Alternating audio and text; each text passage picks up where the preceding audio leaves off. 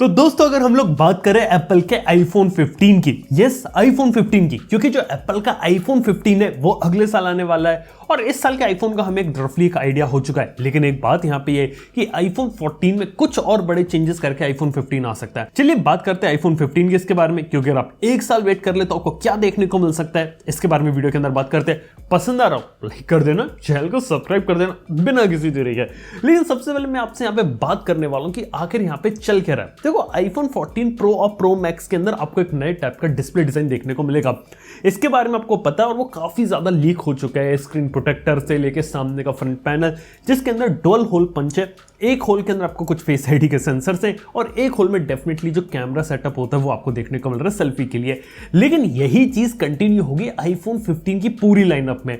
मतलब कि आईफोन 14 में 14, 14 मैक्स, 14 प्रो, 14 प्रो मैक्स आने वाले हैं और यहाँ पे आईफोन की जो पूरी चारों आईफोन होंगे 15, 15 मैक्स, 15 प्रो, प्रो मैक्स, इन सब के अंदर आपको होल पंच डिस्प्ले देखने को मिलेगा। यही सिमिलर जो फॉर्मूला ये आगे चल के क्रिएट किया जाएगा, जिससे नॉच जो रहता है आज के समय वो पूरी तरीके से गायब होने वाला है और इस साल का आईफोन 14 लास्ट होगा जिसके अंदर आपको नॉच है। लेकिन वही बात करें डिस्प्ले के अंदर होल पंच तो डाल दिया, लेकिन एक सवाल की बात आती है क्या क्या प्रो डिस्प्ले डाल के देंगे? अरे मेरा मतलब है यहाँ पे high refresh rate pro motion display, क्या ये चीज आपको देखने को मिलेगी? वेल कहानी में काफी ज्यादा ट्विस्ट आ जाता है। वो ट्विस्ट यहां पर ये कि यहां पे जो प्रो मोशन डिस्प्ले रहता है एप्पल ने सिर्फ और सिर्फ रिजर्व करके रखा है अपने प्रो मॉडल्स के अंदर। मतलब कि अब खुद देखो आईपैड में जो आईपैड प्रो आता है उसी के अंदर 120 हर्ट्ज का रिफ्रेश रेट आ रहा है, वो भी कई सालों से चीज चलते हुए आ रही है। ऐसे ही यहां पे बात करें तो आईफोन 15 प्रो, प्रो मैक्स में ही प्रो मोशन आएगा और रेगुलर में 60 हर्ट्ज ही कंटिन्यू करेंगे। अभी तक जो रिपोर्ट्स आई उनके बारे में बात की जा रही है और ऐसा एप्पल बहुत ज्यादा चांसेस है यही कर सकती है, क्योंकि वो चाहती है कि हल्का सा कम रखो अपने नॉर्मल मॉडल को, प्रो मॉडल में चीजें थोड़ी ज्यादा हो दो ताकि जो लोग है वो घूम फिर के उसका प्रो मॉडल ज्यादा खरीदे। 13 सीरीज में ये किया था, 14 सीरीज में भी ये करने वाली है, 15 सीरीज में भी यही करेगी। ये चीज एप्पल के साथ है और शायद यही देख के जो गूगल है वो कुछ ज्यादा इंस्पायर हो जाती है और अपने खुद के पिक्सल 6a में 60 हर्ट्ज का एमोलेड दे रही है। अब आप खुद सोचो यार, आज के समय में जब आपको 15,000 रुपए के फोन में 120 हर्ट्ज एमोलेड मिल सकता है तो यार हमें अब अच्छे फ्लैगशिप फोन के अंदर 120 हर्ट्ज एमोलेड क्यों नहीं मिल सकता? आप लोग बताइए, आप लोग इसके बारे में क्या सोचते हैं यहाँ पे। लेकिन इसके साथ ही आईफोन 15 में जो सबसे बड़ा चेंज होने वाला है उसके बारे में बात करता हूं और वो शायद हो सकता है यूएसबी टाइप सी। अभी देखा जाए तो यूरोपियन कमीशन ने यहाँ पे कर दिया यहाँ पे कंफर्म कि अपकमिंग जो कुछ सालों के बाद फोन्स यहाँ पे आएंगे, डिवाइसेस आएंगे इलेक्ट्रॉनिक, उनके अंदर चार्जिंग के लिए स्टैंडर्ड पोर्ट होना चाहिए जो कि होगा यहाँ पे USB type C port mandatory. तो क्या एप्पल वाले अपने आईफोन के अंदर यूएसबी टाइप सी पोर्ट को डालेंगे? तो इसका यहाँ पे आंसर ये है कि यहाँ पे एप्पल ऑलरेडी इस चीज को यहाँ पे टेस्ट कर रही है। ऑलरेडी उनके पास आईफोन के समय प्रोटोटाइप्स जिनके अंदर वो यूएसबी टाइप सी डाल के चेक कर रहे हैं और ये देख रहे हैं कि ये चीज फीजिबल हो सकती है। लेकिन ट्रेडिशनल एप्पल फैशन में वो कुछ ना कुछ हरकत देंगे यहाँ पे और उनके पूरी कोशिश है कि आने वाले अपकमिंग आईफोन्स को पोर्ट लेस बना दिया जाए, यानी कि पोर्ट को ही गायब कर दिया जाए। ये बात हम काफी लंबे समय से कर रहे हैं और ये चीज अभी तक सिर्फ इसलिए फीजिबल नहीं हो पाई क्योंकि मैक से वायरलेस चार्जिंग उतनी एफिशिएंट नहीं है, यहां तक कि वायरलेस डेटा ट्रांसफर भी तो एफिशिएंट नहीं है और इन्हीं सबके चक्कर में यहाँ पे एप्पल रुकी है। लेकिन अगर एप्पल वाले वायरलेस चार्जिंग मैकेनिज्म को थोड़ा एडवांस कर दें, मैक से और थोड़ा बेटर कर दें, ये चीज यहाँ पे सक्सेस हो सकती है। लेकिन इसके मतलब ये नहीं होगा कि आपको कंप्लीटली पोर्टलेस मिलेगा, फिर भी शायद कुछ आईफोन में पोर्ट हो।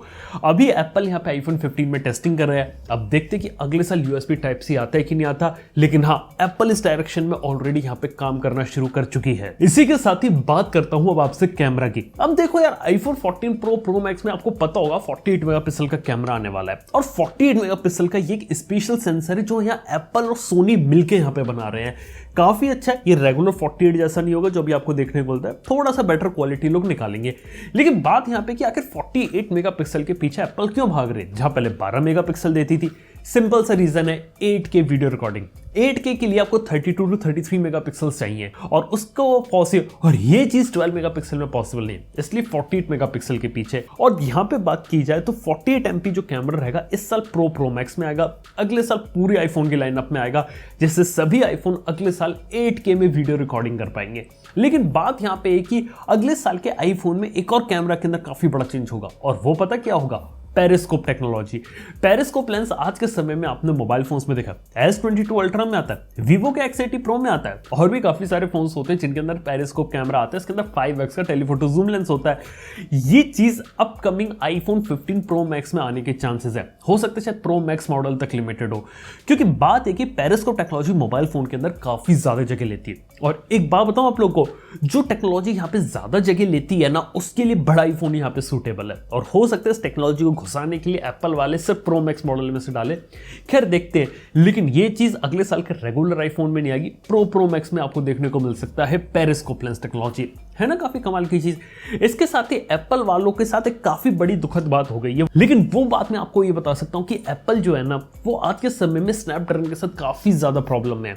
अब देखो, दुनिया में सबसे अच्छे 5G मॉडेम क्वालकॉम बनाती है अपने स्नैपड्रैगन लाइनअप में, और उसके पीछे का रीजन है कि उन्होंने इनिशियल इन्वेस्टमेंट करी थी और काफी सारे पेटेंट्स है, और यही दिक्कत एप्पल को है। एप्पल खुद का 5G मॉडेम बनाना चाहता है, इंटेल का 5G मॉडेम बिजनेस भी उसने इसलिए खरीदा था, लेकिन वहां से उसे रिटर्न नहीं मिल पाया, और अभी एप्पल को प्रॉब्लम आ रही है कि यहाँ पे वो खुद का चाहते हुए भी अच्छा 5G मॉडेम नहीं बना पा रहे। अगर वो खुद का बनाने जाएंगे तो उन्हें क्वालकॉम के पेटेंट्स लेने पड़ेंगे, क्वालकॉम की टेक्नोलॉजी लेनी पड़ेगी, और क्वालकॉम उसे देना नहीं चाहती। और अब इस बार में बात की जाए तो कुल मिला के बात है कि फ्यूचर आईफोन में भी शायद स्नैपड्रैगन का ही 5G मॉडेम और खुद का एप्पल का 5G मॉडेम यहां से टाटा गुड बाय खत्म, कुछ भी हो सकता है। आप लोग बताइए क्या होता है कि एप्पल का खुद का 5G मॉडेम आएगा या फिर स्नैपड्रैगन का 5G मॉडेम यहां पे चलता रहेगा। और इसी के साथ ही बात करें चिप्स की, तो ऑलरेडी 3nm की चिप्स का प्रोडक्शन यहां पे शुरू होने वाला है।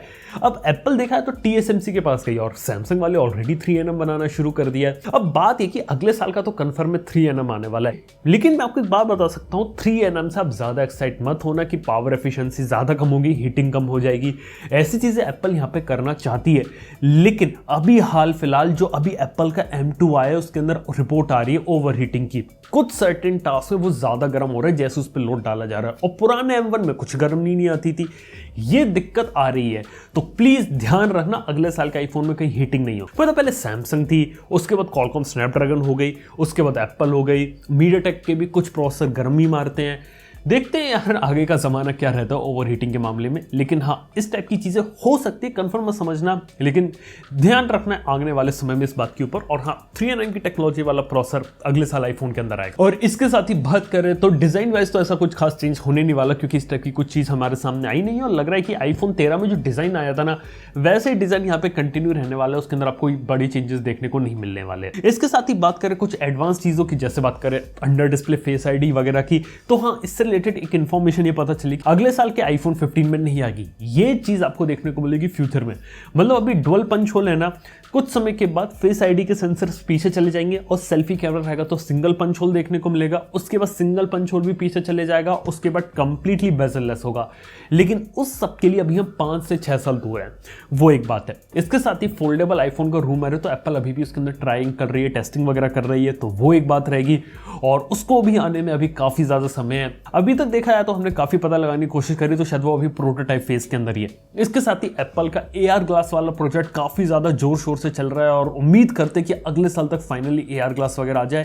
इसके साथ 1-2 फीचर और आ सकते हैं, जिसकी बात करें कार क्रैश टेस्ट डिटेक्शन, ये फीचर कहा जा रहा है आईफोन 14 में भी आ सकता है, लेकिन देखना है कि कब तक अपनी जगह बना पाता है। और ऐसे ही इमरजेंसी सैटेलाइट कम्युनिकेशन, ये फीचर प्लान था आईफोन 13 के लिए, लेकिन अब शायद आईफोन 14 या आईफोन 15 का पार्ट हो सकता है। इसके अंदर अगर आपके फोन के अंदर नेटवर्क नहीं आ रहा है तो भी सैटेलाइट के थ्रू आप कम्युनिकेशन यहाँ पे कर सकते हो, कुछ मैसेजेस, कुछ वॉइस मैसेजेस, कुछ ना कुछ चीज आप कम्युनिकेशन कर पाओगे। ये चीज वहां पे काफी अच्छी है, जहां पे कोई भी नेटवर्क नहीं होता, इमरजेंसी के लिए चीज को यहाँ पे डेवलप किया गया है। अब देखना है कि यहाँ पे ये चीज किस तरीके से डेवलप होती है, और इंडिया में ये चीज काम करती है कि नहीं करती, क्योंकि अगर आप लोगों को नहीं मालूम तो इंडिया में सैटेलाइट कम्युनिकेशन बहुत ही ज्यादा लिमिटेड और रिजर्व करके रखा गया है, और इस टाइप के फीचर्स को ज्यादा प्रमोट नहीं किया जाता है। देखते हैं आने वाले समय में क्या रहता है। तो दोस्तों ये कुछ कहानी होती है एप्पल के आईफोन 15 की। हमने 14 के भी बारे में बात कर ली, 15 के बारे में बात कर ली, और देख ली एक झलक कि आने वाले फ्यूचर में किस तरीके के आपको आईफोन देखने को मिल सकते हैं। बाय द वे मेरा आप लोगों से सवाल है, क्या आप लोग इस साल के आईफोन 14 के लिए एक्साइटेड या फिर